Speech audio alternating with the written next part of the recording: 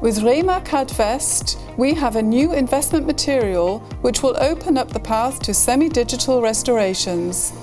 Structures are created in plastic and wax via digital 3D printing or the milling technique, and then cast and finished in the further process.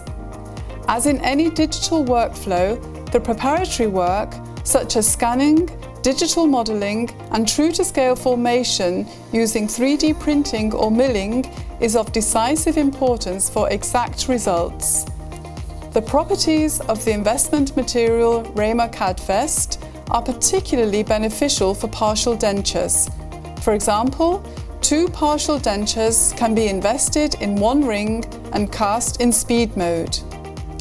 Dentaurum has created an extremely resistant speed investment material which also guarantees easy devesting.